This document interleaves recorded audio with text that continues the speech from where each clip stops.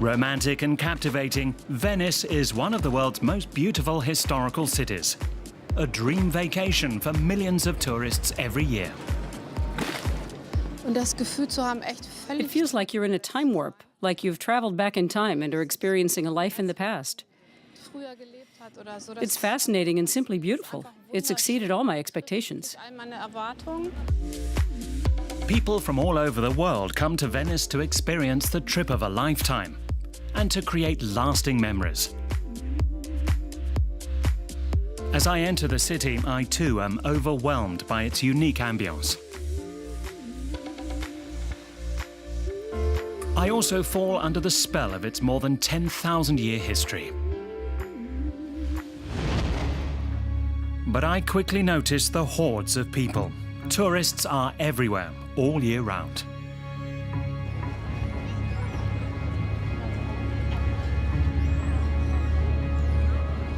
And of course, I notice the giant ships, which dwarf the city's monuments. Every day, up to 9 cruise ships sail into the heart of Venice. In addition, cheap souvenir trinkets are sold on every corner. What does all this do to the city and its inhabitants? Is it still possible to live a normal life here? Resistance is growing. People are taking to the streets. I hear them protesting. You destroy our houses, our monuments! Go away and don't come back! For this report, I've gone behind the scenes in Venice. I find decay, catastrophic housing conditions in the centre, a city in decline, shuttered-up shops. All this has eroded the city's quality of life for its resident population.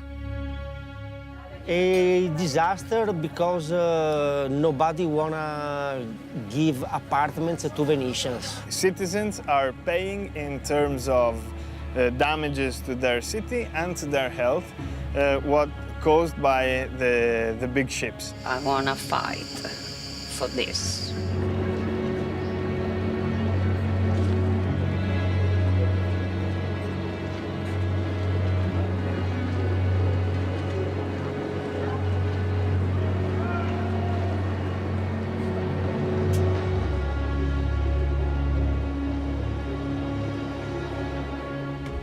How could it come to this? In this legendary city, what's really going on? What's driving the city's wholesale exploitation? I've come to Venice to find answers. Who's profiting and who's paying the price? What actually is being sold? Access to this jewel of a city is over water. Most visitors are day trippers from nearby holiday resorts.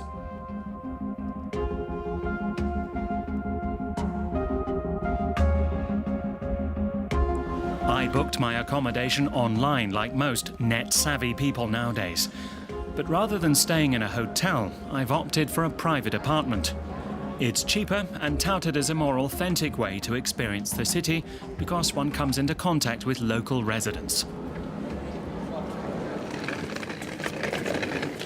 Ciao. Ciao, Thomas. nice to meet you. Hi, Thomas. Nice to meet you. So this is the place? Yes, please come. It's €270 a night for 3 of us, half the price of 3 equivalent hotel rooms in the same location.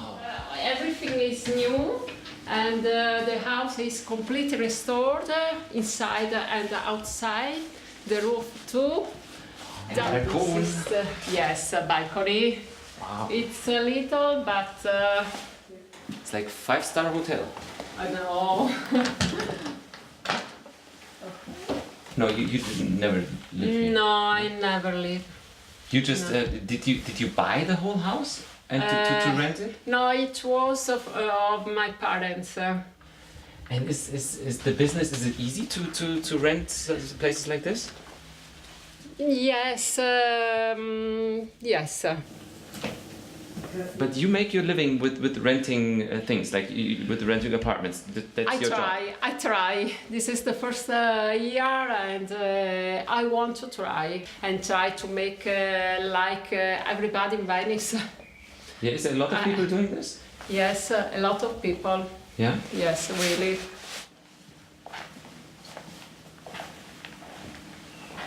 People talk about like there's so many tourists and there's too many tourists. Do you think it's like too many tourists? Yes, but not only for the house renting, but most of all are for the big hotels, because in Venice we have big hotels. Islands became hotels, and palace became hotel, and everything became hotel. But you're becoming hotel too. It's like Not hotel. It's an house. For many Venetians fortunate enough to own property, private rentals are a lucrative source of additional income. Demand from tourists is high and business is booming. But how does that impact Venetians who are not homeowners and have to rent their apartments? To find out, I meet up with Matteo Secchi and his family. He works as a night porter. Like his daughter Carla, he was born in Venice. The family's lease is about to expire and they're facing eviction. They need to find a new apartment in their hometown. is there offers? No. A long time ago, yes. Now it's not very usual to sell houses or to rent houses by the newspapers. I have to come back to the bridge and then another 7 minutes. A disaster because nobody wanna give apartments to Venetians. The owners of the apartment prefer to rent the apartments weekly, monthly, so they can earn much more. The following day, Matteo takes me to have a look at his apartment, located in a typical residential area in the old town. He pays 900 euros for just 50 square meters. Oh, very good. We have a contract we call 4 and plus 4. We have 4 years and then we wait another 4 years. So I am in my 7th year, so the next year I don't know if the owner want me in the apartment again. They can kick you out that easy? If the contract is over, he can do it. He can tell me, I don't want you anymore because I want to rent the apartment to somebody else or to the tourist, and he can leave me. And so this is my bedroom, and with the bathroom. My daughter is 8 years old, so she needs something. We need her room, of course. When she was young, no problem sleeping with the parents, but now she needs her space. Yeah. But that's common thing. Like you have just one room for parents and kids. So we don't have other chance. To add to the strain, Matteo, like many in the tourism industry, risks losing his job at the end of the season. I want to know how things turn out for him, and we agree to meet up again.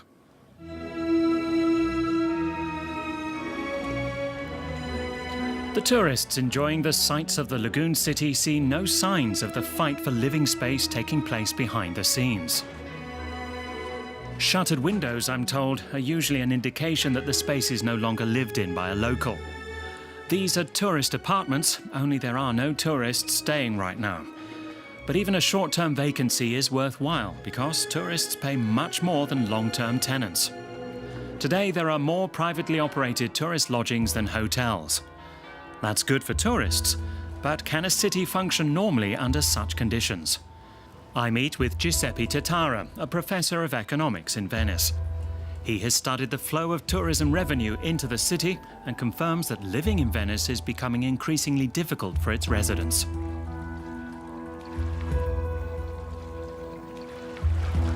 Oh yes, because they displace, of course, residents from accommodation.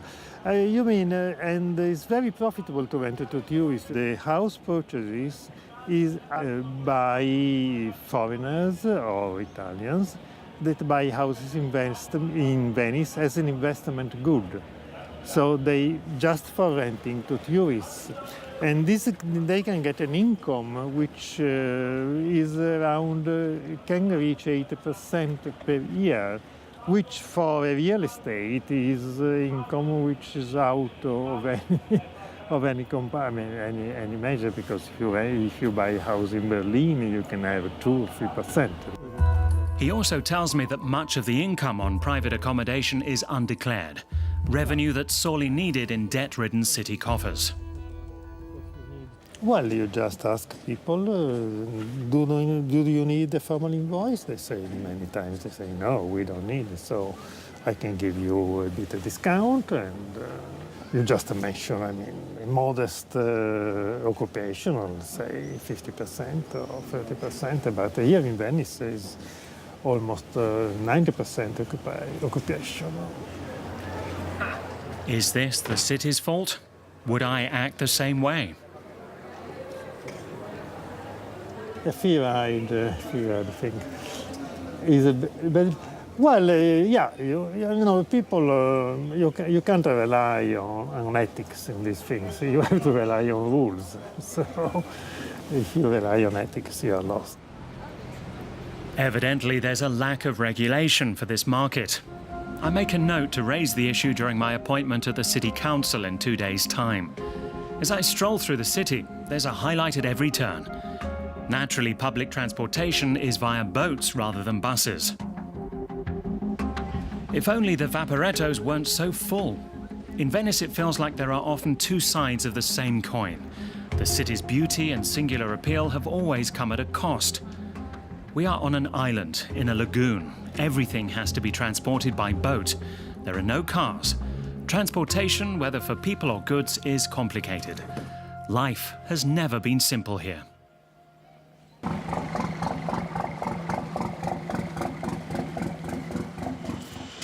Silvia Gala is a Venetian who's had enough. She's fond of her apartment, but she can no longer bear the city's mounting problems.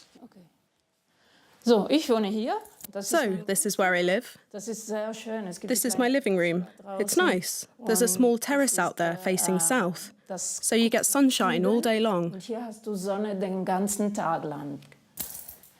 This is my kitchen, but I'm moving now, so I have to pack everything up. This one's already empty. Most of the cupboards are empty. It's a shame, but I have to leave. Why do you have to go? I want to leave. Everything is more expensive here. Vegetables, meat, everything. Because it's more expensive to get goods delivered here. They have to be brought by car, by truck, and then by boat. And that drives the costs higher. And of course, it's the consumer who foots the bill. Sylvia wants to show me around her Venice, a city she once loved. Increasingly, foreigners are buying apartments here. Many elderly people still live in social housing, but that too is changing. This is a huge hotel owned by the Carnival Corporation. They restored this side first, and then this side here. But the funny thing is, this side here was a post office. You can still see where the door was. And now it's all part of the hotel. And the people who live here, you've already seen today, there are a lot of old people who live around here. They have to walk a longer distance to pick up their pension. From a post office? Yes, it's paid by the postal service, and residents can't make ends meet, so they move away.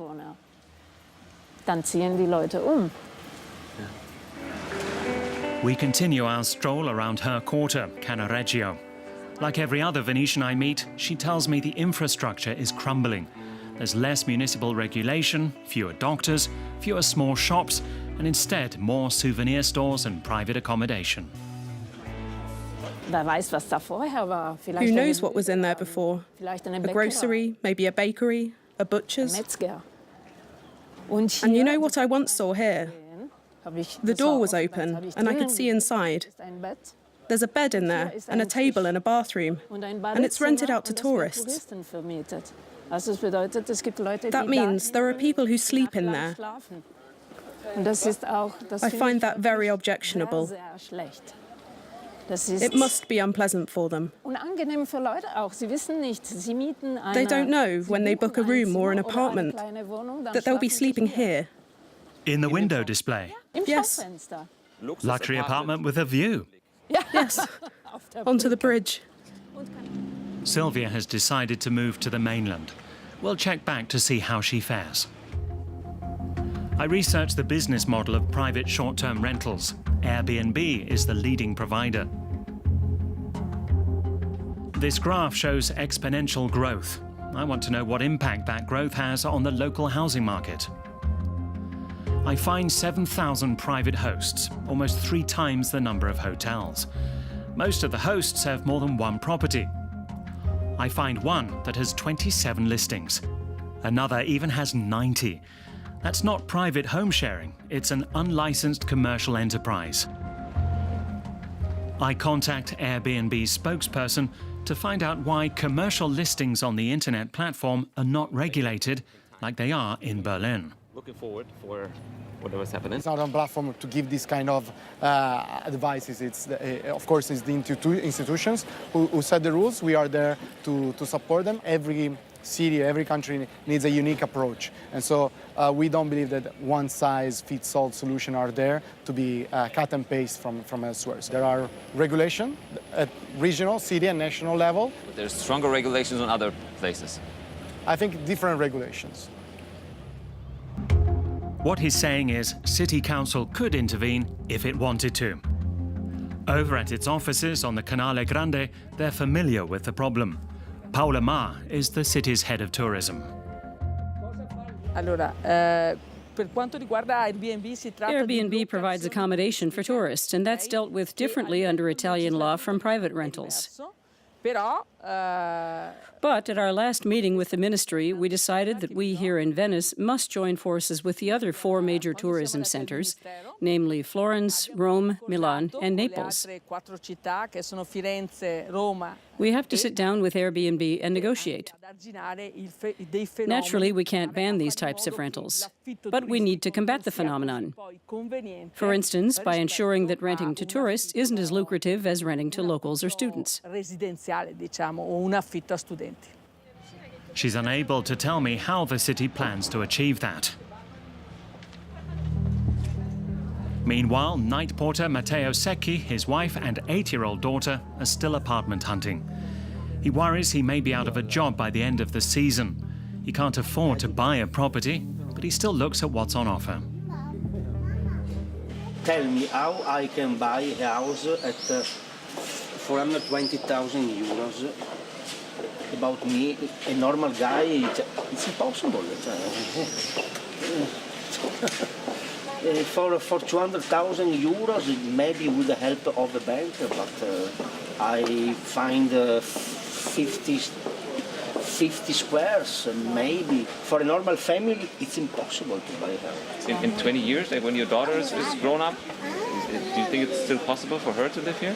I don't know. I don't think so, because every year will be much worse. But Matteo refuses to give up. We'll catch up with him again later.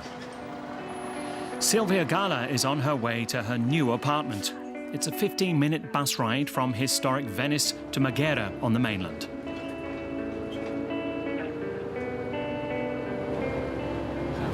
What will you miss? Friends, but I really don't want to live in this city anymore.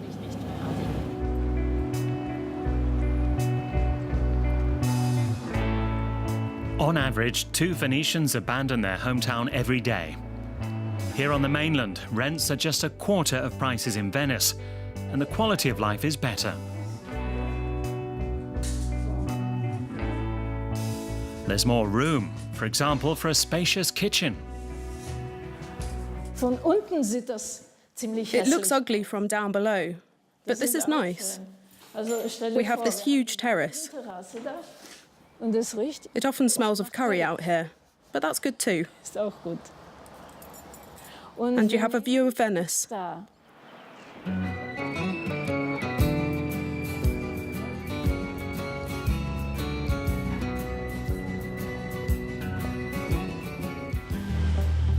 Matteo Secchi has yet to find a new apartment. A couple of years ago, he founded a citizens' action group that voices protest against commercialization and mass tourism called Venezia.com. Allora, this is the inauguration of Veniceland. Veniceland was another ironic demonstration to show to the world Venice is not a city anymore, but it's a park like Disneyland. 1 year earlier than Veniceland, we made the funeral of Venice. So Venice is dead because there's no more Venetian, no more activities for inhabitants. It's only a park. How will he fight that? We started a campaign to show to the tourists respect Venice. This is our banner to stop the people in the street. Don't in the city because we film you and you go to YouTube. And so all the people can watch how much small your is.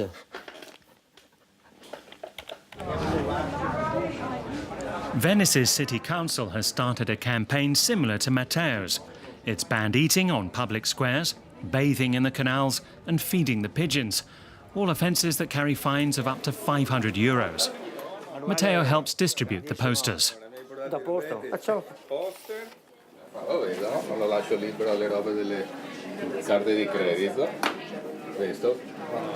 But all over town, the rules are ignored. Some visitors notice the tourist nuisance. You hear tourists bellowing in the narrow streets at night, so that you can't even sleep. If I were a Venetian, I don't know what I would do if I constantly had to put up with such inconsiderate behavior from tourists at night.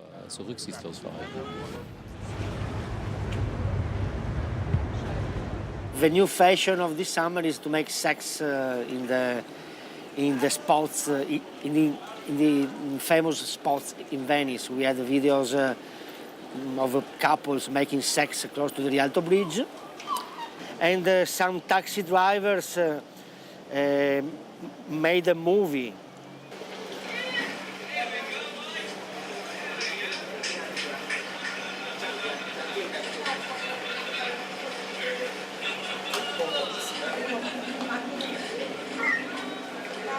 It's not very polite to make sex at the Rialto Bridge.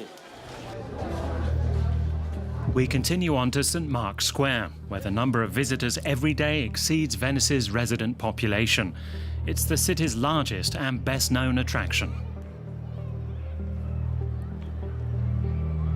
The locals all seem to know one another. Caterina Sopradassi is a qualified tour guide.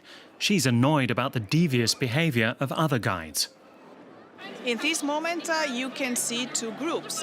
Just behind me, they are not really big, but they can also have 50 people, but they are not really free because at the end of the tour, they ask a tip. And the guides are not qualified guides like me. They have not a license, they have not permits, and they oblige to give a tip to her. So it's only by cash. So it's absolutely illegal. And they don't declare what they gain every day. She also tells me there are free tour service providers who charge tour guides for procuring customers. The tour guide then has to get the money back from the customer. It's a widespread problem. We are about 230 official guides in the city. For each one, you have to consider at least 7 illegal guides. Millions of euros per year. If we consider all the tours. Millions of euros in damages for the official guides and for the city. Silvia Gala introduces me to another group of people trying to tackle the city's problems. As part of a citizens' action group, Chiara Buratti advises Venetians on how to find housing outside the legal market. The people are not just the poor people. We also can say the middle class, as we can consider class nowadays, but we can say also middle class, people that pay rent for 700 or 800 euros, and they cannot pay anymore, so they are evicted from the of course, private owners of the houses. Chiara Buratti's group helps Venetians to find unoccupied living space if they can no longer afford to rent. So this is one of the abandoned houses that we have here in the neighborhood, in the Casette neighborhood. And this is abandoned since, I think, more than 10 years. Oh, you are taller than me, so you can open. Is it illegal? Oh, no. Okay, so you can see. You can see inside there is the situation in which is the houses that is completely abandoned, and also you don't have some part of the walls. So this house need a lot of reconstruction, restoring, of course.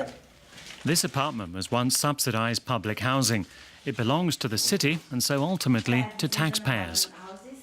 And how do you find these kind of places? because the neighborhood, the neighbors say that the houses that are empty, they doesn't want the empty apartments in their block, because it's of course to have people that live inside the houses keeping all the block in good condition, of course, because if you have empty apartment like this, you have a lot of cold in the winter that come inside, water that ruins the walls. And she tells me that the city is no longer interested in finding new tenants for such apartments. The only thing they do when you abandon a house is to break all the stuff that make the house livable. So maybe, as you can see, the sink or the other supplies of the bathroom or of the kitchen, so you cannot have anymore the easy way to live inside. Tourist demand for accommodation in Venice has led to skyrocketing rents. An average wage earner can no longer afford market prices. Single parents and young families are hardest hit.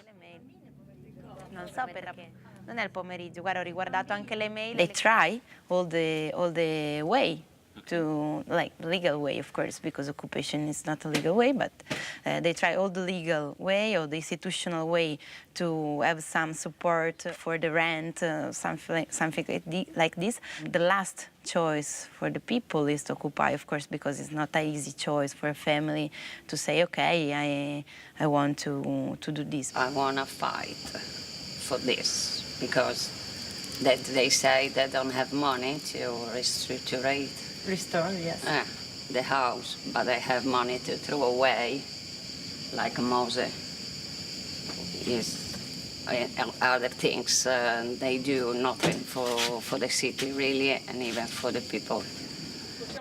If the rental housing supply has dried up, why isn't the city offering help? Dico molto semplicemente che abbiamo Venice is 800 million euros in debt.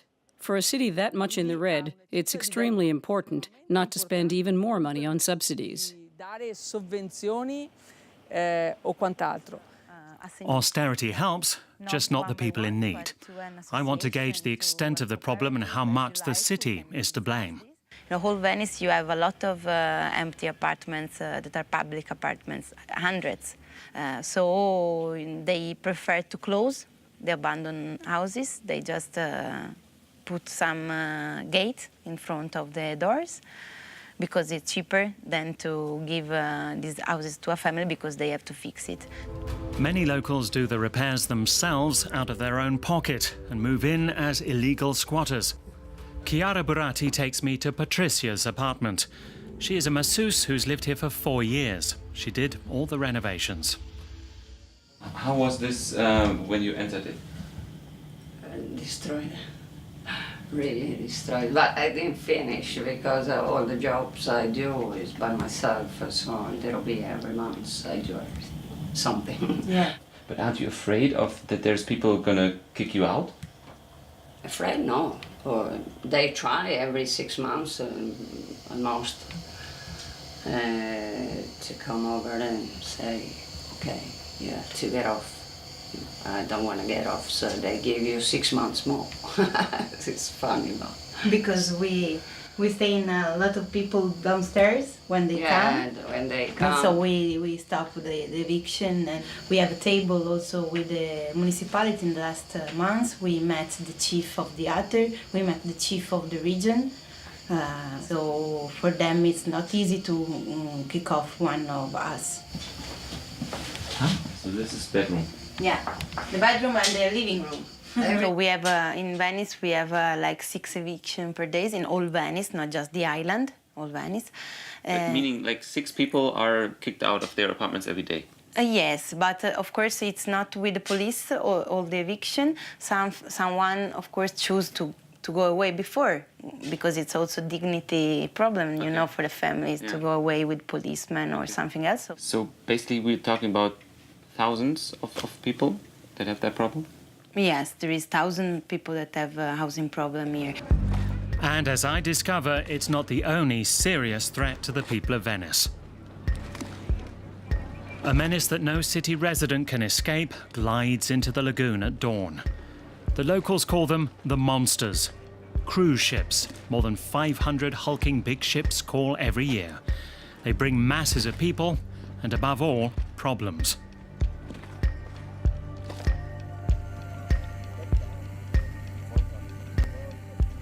Tommaso Cacciari spearheads public opposition to the cruise liners. When the boat passes and this water moves from the boat, it's like tsunami. You get a scientific definition of tsunami. It's a mass of water that moves, finds shallow, and the wave come up. So this big mass of water, ones that have been pushed against the walls of our city, is going back. And so this movement that sucks the water, sucks what keeps the stones of Venice together from inside. And if you want to take back to Germany a stone of Venice, you can, I don't know, probably this one. A greater problem still, the toxic fumes spewed by the 300-metre-long behemoths. A team of international observers measures pollution levels. NABU is a German environmental group that monitors the negative impact of emissions in cruise and ferry terminals around the world. 2 of its experts are here today. This is a value that would be typical in downtown Berlin. 5,000 or 5,500 is the reading you'd normally take in a city center with heavy traffic. But here we're in an open space with no ships around. That means there's a high concentration of pollutants from ship emissions. And as soon as it docks, the engine responsible for propulsion is shut down. But the second engine is kept running all day long to supply power. Back there, where all the cruise ships are berthed, each one is tantamount to a small power station.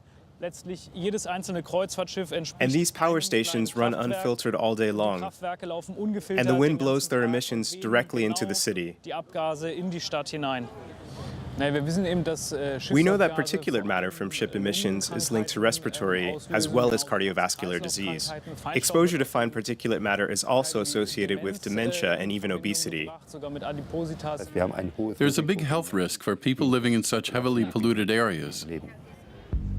To politicians, the stability of the city's foundations and public health are secondary concerns. What counts is business. The cruise industry generates 4,000 to 5,000 jobs. Some people say, they bring a lot of money to the city. This is a lie. If you take a balance sheet of a cruise company, you see that half of their profit is made by the ticket, and half of the profit is made by inside shopping. It's a system. It's like if you bring a big mall in a small town and you say, no, we will bring money to the small shops. No, you're killing the small shops because it's a system to keep all the money inside the ship. The ships leave nothing behind for the city and its residents except pollution. It can be detected even here at the Rialto Bridge in the heart of this car-free city. The experts measure increased sulfur dioxide levels emitted by ships moored in the port 1.5 kilometers away. Of course, this is hazardous for the environment and the monuments that are so crucial to Venice. The emissions contain sulfur and nitrogen oxides which corrode limestone. The water causes more erosion and damage which needs to be repaired or the structures will collapse. Across Venice, pollution levels are as high as in any major city during rush hour. Only here, no one can tell. I think this is a very powerful. Okay. Yeah.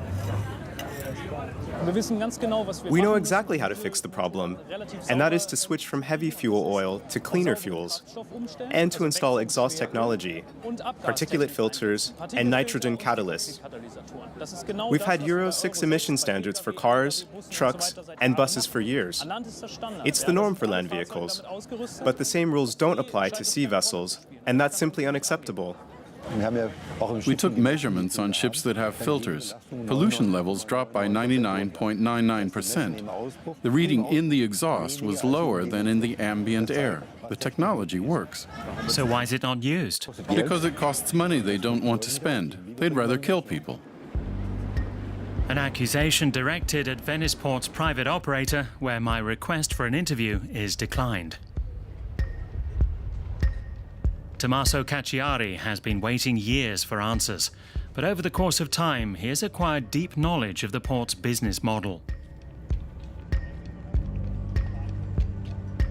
We are talking about 60, 70, 80, even 100,000 euros for every stop are going to a private company that it's called VTP, Venice Terminal Passeggeri, that is now owned by the same cruise companies and from a Turkish financial company that's called Global, based in Istanbul.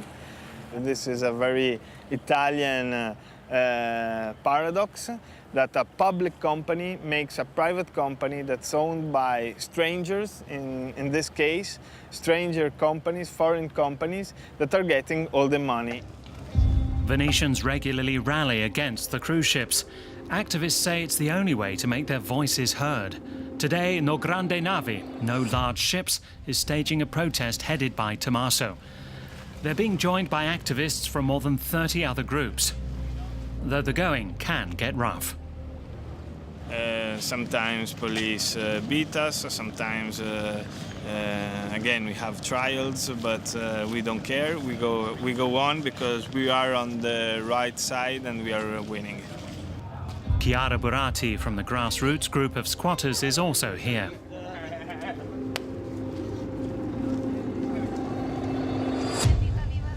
Because the issues of tourism affected the housing problem and also the environmental problem. And the money that the minister decided to spend to increase tourism and to increase the infrastructure is money that they don't put in the housing problem, the housing issue in Italy, through all Italy, not only Venice. The city's residents want to drive home the message that Venice is their city. With their boats, they are staking their claim to the city's waterways. Silvia Gala has also come along. I've moved to Marghera, and there's a project under consideration there to allow the biggest cruise ships to dock there. So I'll be fighting on both fronts. One in Venice and one in Marghera. My workload has doubled. I was hoping to simplify my life by moving, but it's not working out that way. The demonstrators have 30 boats which they've positioned to block the cruise ship's path into the city. These types of protests have broad support among the locals. We had a referendum. It was a self-managed, self-proclaimed referendum. It had no legal value. But 18,000 people chose to vote against the big ships and show their support for us. So I'd say the majority of towns do not want them. The protest has been underway for more than 5 hours. Then I hear the demonstrators have scored an initial victory. Today, the first big result of the day is that the big ships that's just more around the corner is refusing to leave by daylight like it's supposed to do, has decided to leave by night time. and so has communicated to their passengers that if they want, they are free to collect their luggage and leave the ship, and they'll get a refund on their very expensive ticket. So small people, a big impact already. A small triumph that keeps demonstrators motivated to continue their protest into the night. They use their boats to block the canal and stalk the giant pleasure boats, even though the passengers themselves can't solve the Venetians' problems. At some point, desperation and helplessness turn to anger. Police boats appear and close off the port in an attempt to shield the ship's passengers from the sight of the demonstration. Later in the night, a cruise ship steams through after all. The protesters are loud and clear.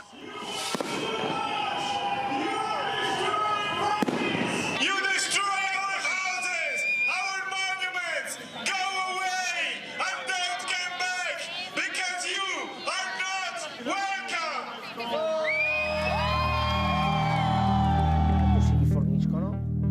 4 kilometers away, Matteo Secchi is celebrating at his local bar. Today, he received word that he can stay on at his job through the winter season, but he still hasn't found a new apartment for his family. You know, the life is so strange. You can find nothing for 3 months, and then in 2 days you find everything. So it's important. Don't give up, and ask to everybody. The residents of Venice feel like a tight-knit family. Social life takes place in public. Matteo Secchi can't imagine abandoning his hometown. You go to live in another part of the city with streets and cars. If you live in Venice, you live the water, the walking, the boats, and you go in the mainland with the cars. It's like an Indian of United States go to live in Manhattan. For 1600 years, Venetians have been defending their city against the water and from literally going under. Residents say they won't give up the fight now. The Italian government has banned cruise ships from the historic city centre from 2019. But diverting them to Marghera is a half-hearted solution, and one that does nothing to address overcrowding, pollution, or to protect the lagoon.